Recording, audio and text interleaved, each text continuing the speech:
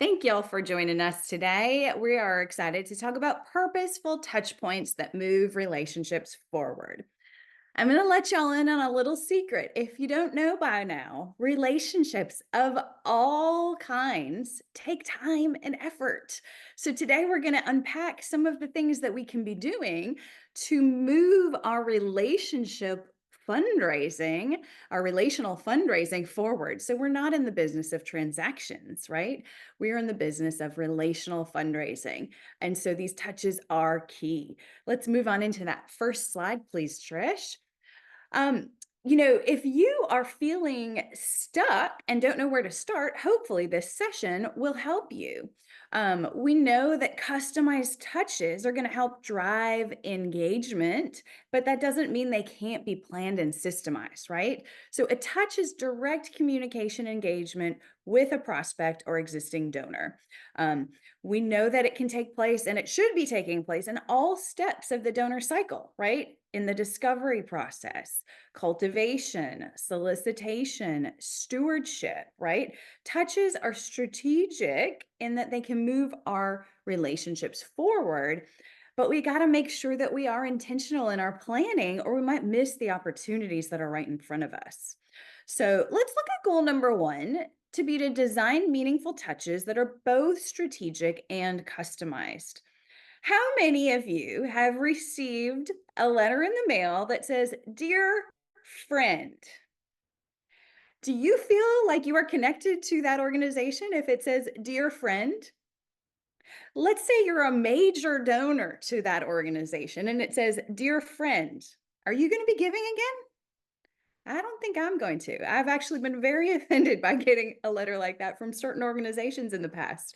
So we have to make sure that we're doing something that is meaningful, right? So if they had done a little better job of their planning, a little tweak and getting our name in there may have helped out, right? So that personalization is going to excite us, right? If it said "Dear Marty," even if I knew it was a form letter, I knew they took that extra step from going from "Dear friend" to "Dear Marty." If they had "Dear Mrs. Barrow" and crossed out that and said Marty and they knew me personally, I would know that like their eyes were on it and they did something. But they still probably had a form letter, and I would be okay with that because I knew that somebody saw it, somebody noticed I'm an important person to them, and somebody had that touch point, right? So I think anytime we can personalize something while still systemizing it, we can optimize our processes so we can have the most impact possible with the time that we have. Because relationships, as I said, they take time and effort. So let's just be smarter and not work harder, but work smarter. So, goal number two, let's work smart. We have that limited time, limited resources, and we're going to look at building, an arsenal of resources that we can tweak and tailor to our different donors so that we're not having to recreate the wheel every single time, right?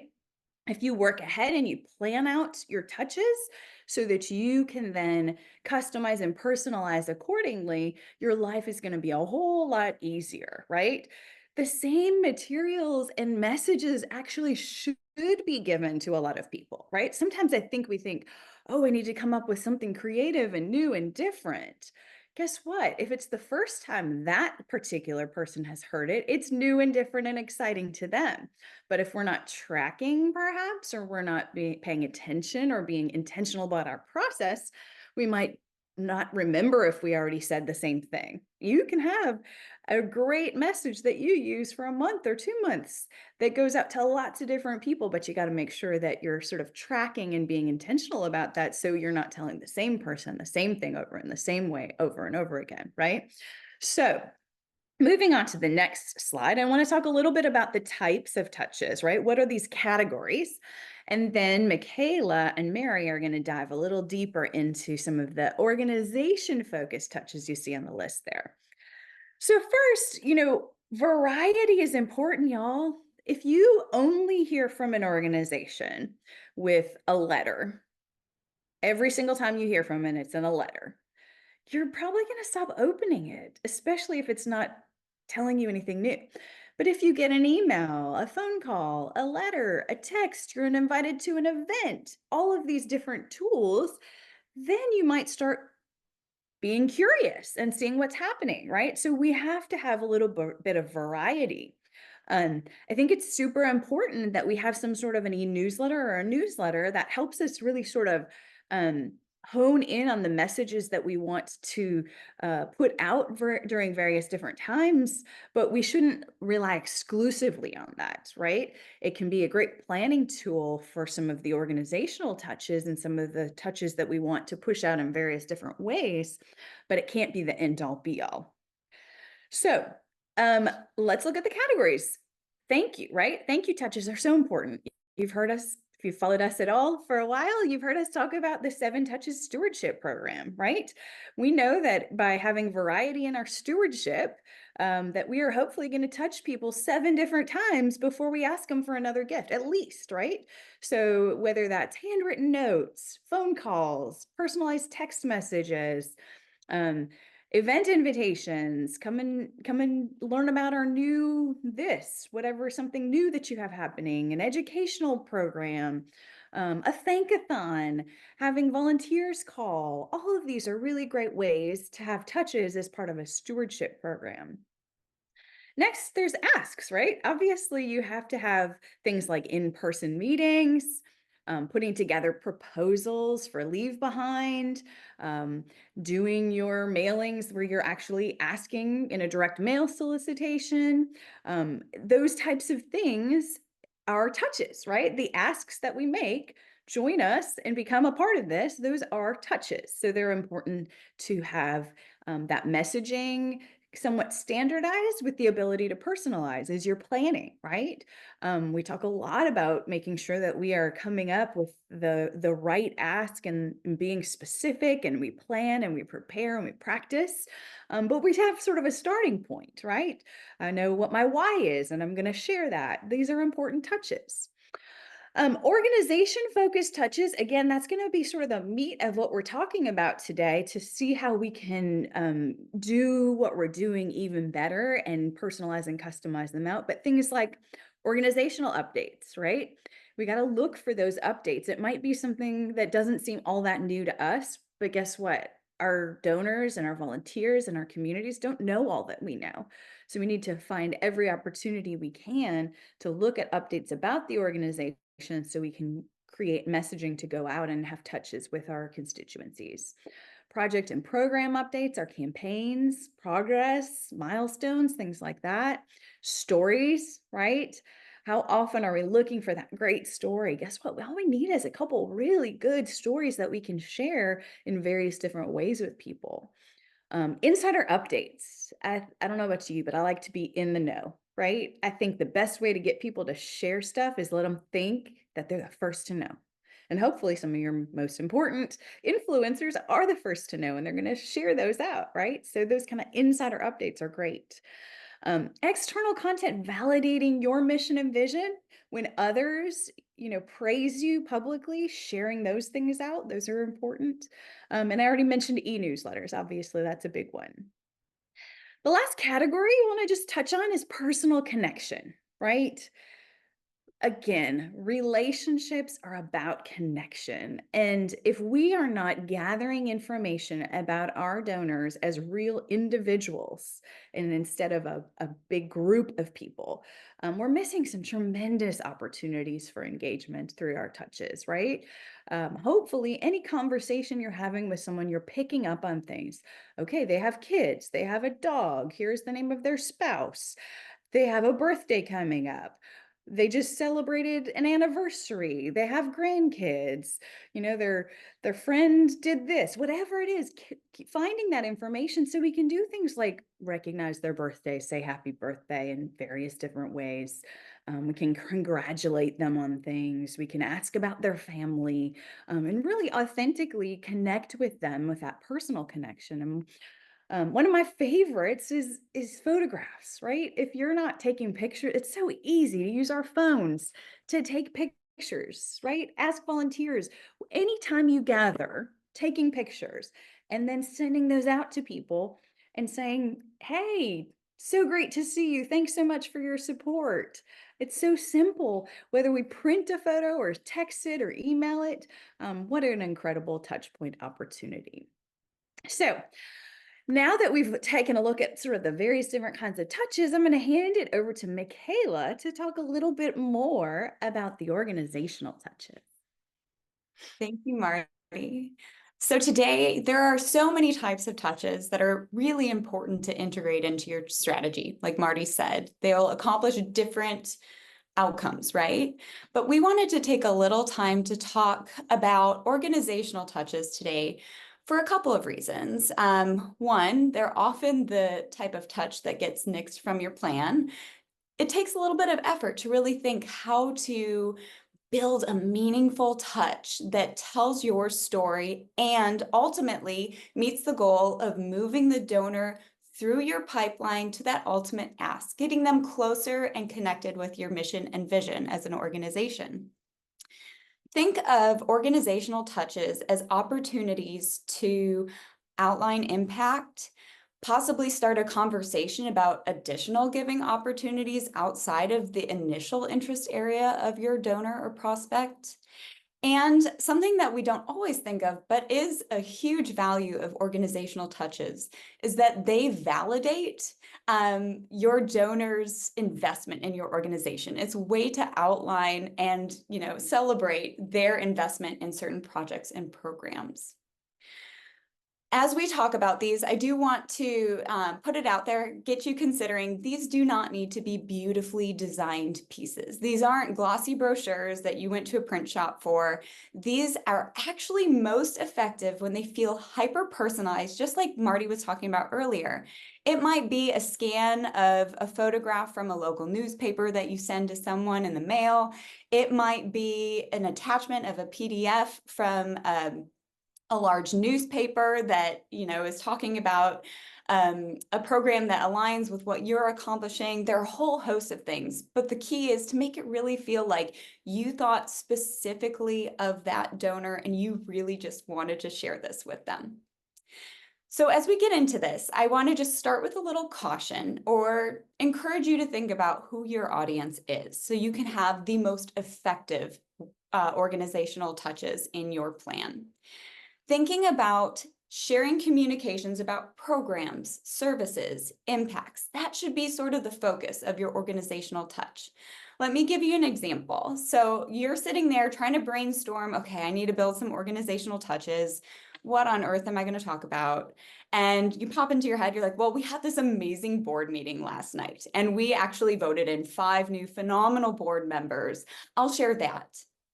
It is not that that's not an important thing to share. That's actually a wonderful conversation to have with a donor, especially a major donor that's going to be highly invested in your organization.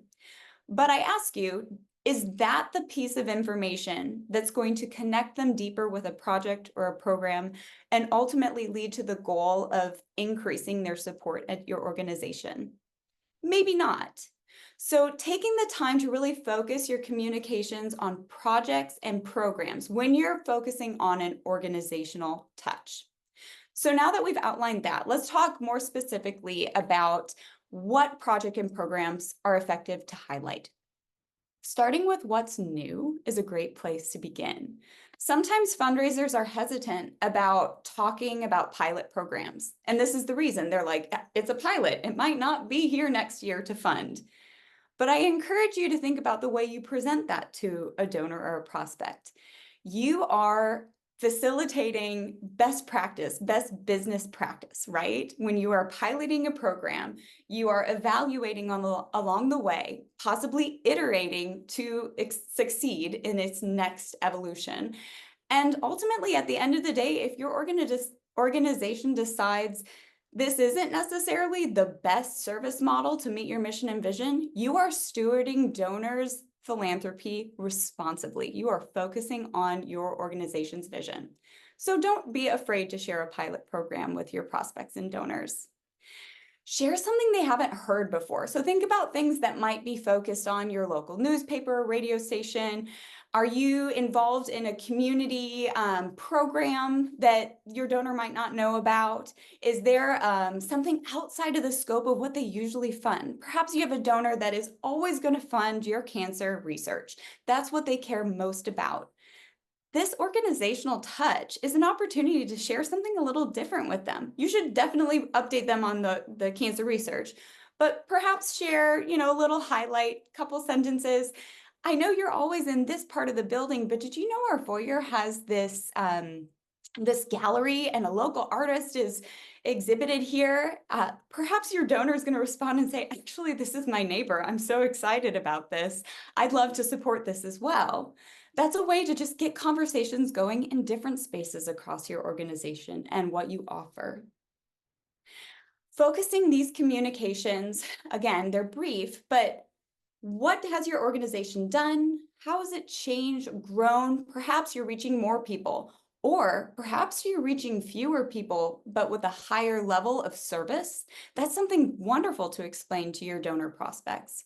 And then at the end of the communication, I encourage you, when appropriate, to think about sharing a future dream for that program or that service. It's not necessarily a solicitation of your donor or prospect, but it's sparking their thought about, how could they maybe be involved moving forward? The next area of opportunity to share organizational touches is donor stories. We see this all the time in planned giving. It's a wonderful tool to share, complex vehicles or vehicles that people are just not really thinking about on the regular. But it's also a wonderful opportunity to highlight your business gifts, your signature gifts, your special gifts, perhaps if that's an area of focus for you. And I encourage you to think about any major solicitation you've gone on where the donor's response is immediately, well, who else is supporting this? This is a way to get ahead of that question, right? You are demonstrating to your prospects, to your donors, we are a donor family. There are many people invested in this. We wanted to highlight this story. We hope it's inspiring to you. Hopefully gets your donors and prospects thinking about additional ways they can be involved or more creative ways to leverage their giving. It's also a wonderful tool for certain donors as a stewardship piece. There are some donors that would be just honored and delighted to be highlighted in this way. There are also donors that you're probably like, yeah, they would absolutely dislike this sort of attention. Personally, I would probably not love that stewardship piece if I was a major donor at an organization, but I guarantee if the gift officer came to me and said, Michaela, we know you love this particular program. You're one of our lead supporters.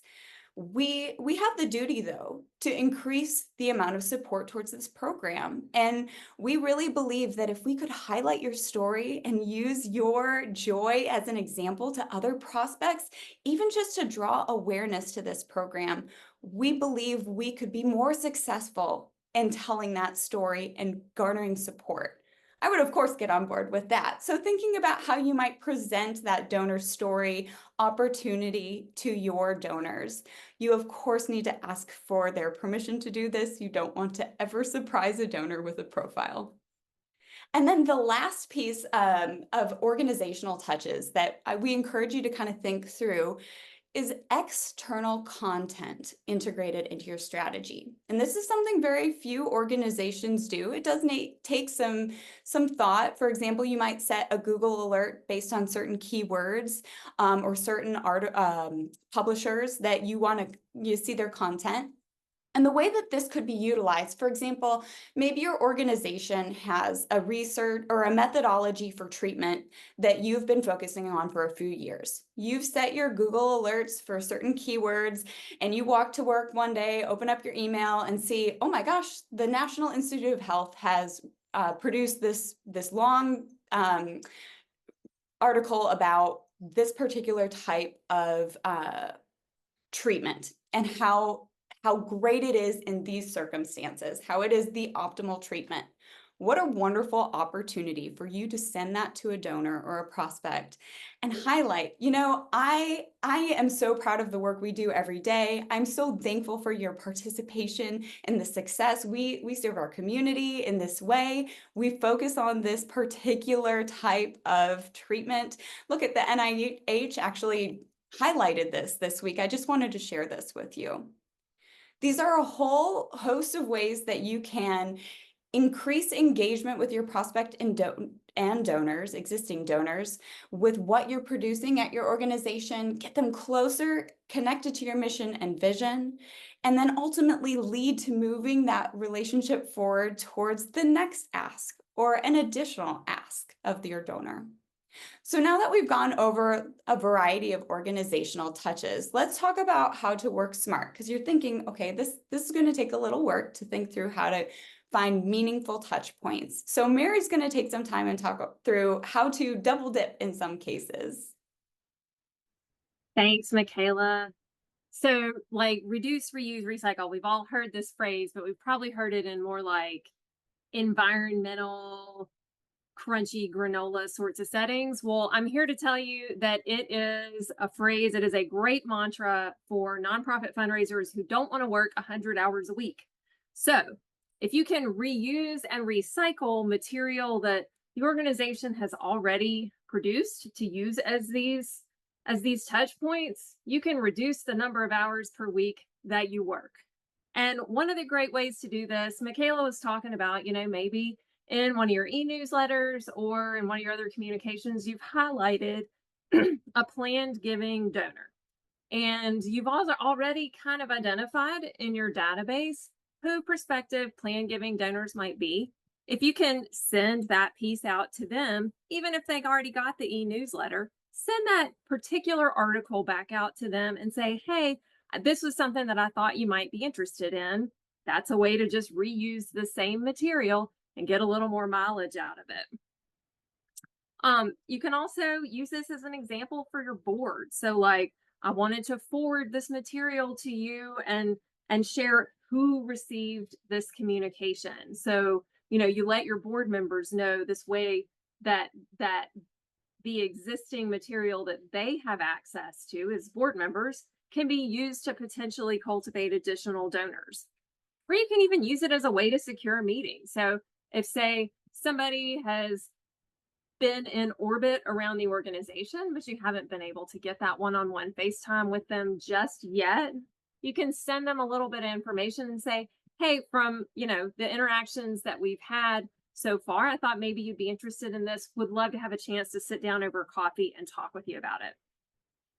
Another way to use these kinds of materials, if you've already got them in place, specifically for like project and program updates, you can kick off your committee meetings with these. It's like a great way to start with some good news and actually use it as a call to action for them on the agenda. So you're not just sharing good news of like, hey, look at this wonderful thing that we did. Committee members feel warm and fuzzy about yourselves, but you ask them specifically, who else in your networks would be interested in hearing this? And then maybe they can come up with some more names of people to reach out to connect with the organization. You can use this content to support increased asks. So maybe you have a consistent annual fund donor who you have some suspicion that they have more capacity, that they could make larger gifts than what they're giving right now. And they've supported this particular program area that's highlighted in that article. Send it to them and say, I know that you've given to this before. Like, we so appreciate the gifts that you've given. Wanted to let you know some of the new things that are going on in this area. That may spark a response, which may open the door for you to ask them for a slightly larger investment than what they've given in the past. Next slide, please, Trish. So now's a chance for us to all learn from each other. Would love for you all to share in the chat, or if you'd like to unmute and speak up, share some of the ways that some of your favorite touch points that you've used to move relationships forward.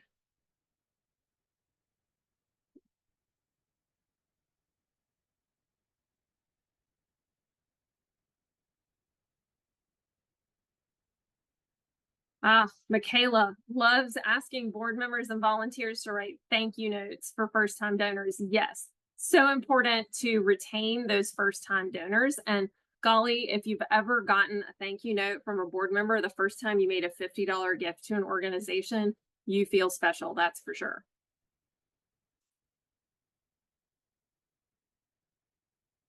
Also makes your board members aware that there are people who are giving for the first time.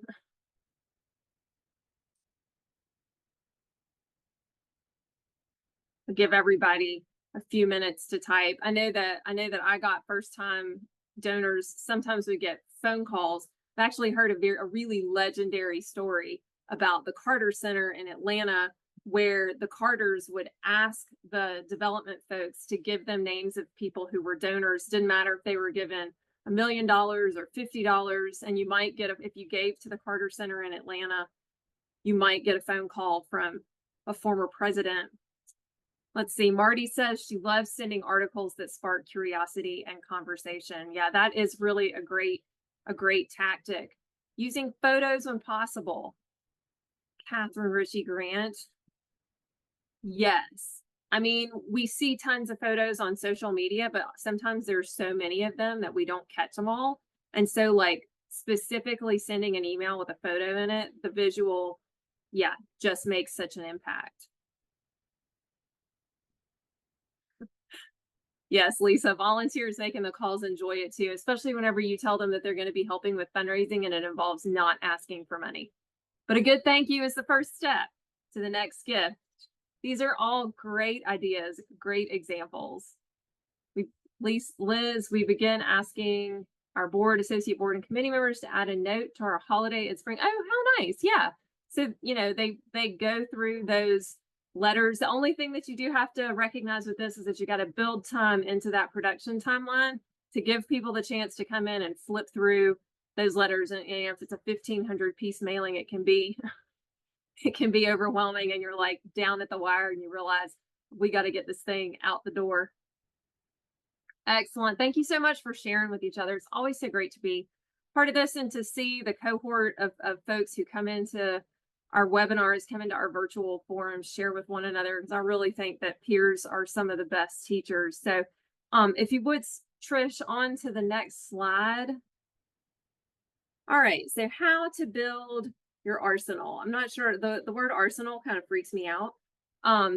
These are all of the areas that you want to have in your quiver. So I'm gonna call it a quiver instead of an arsenal. So you've got to set aside some time to do this. And I know that time is your most limited asset whenever you're raising money. So we're like, set aside a block of time to think about plan giving, set aside a block of time to do this.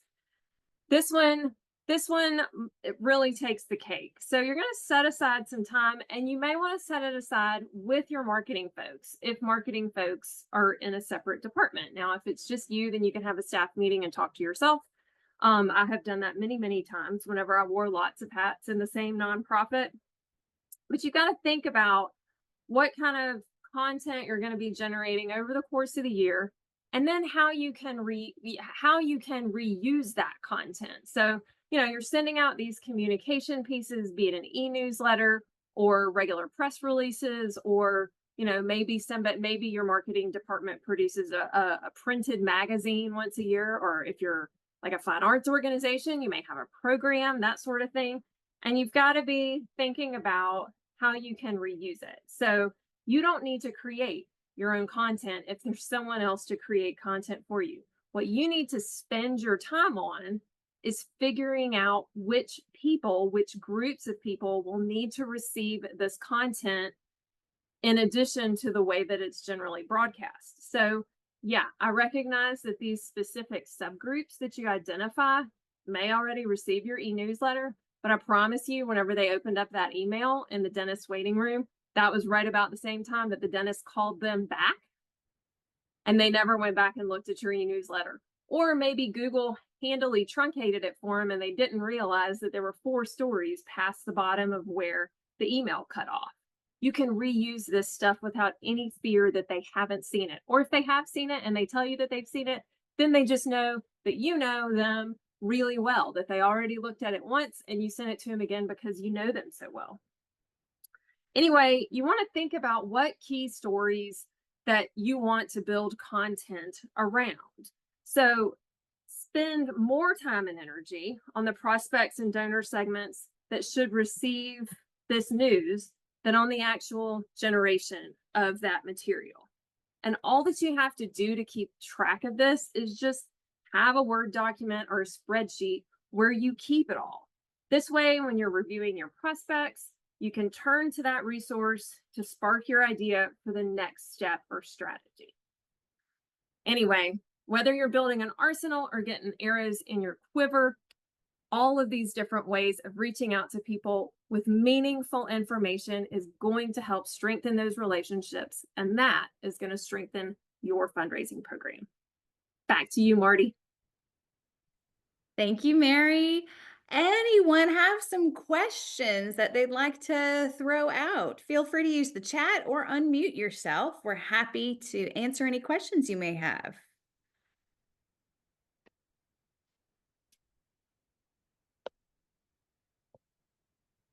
No questions?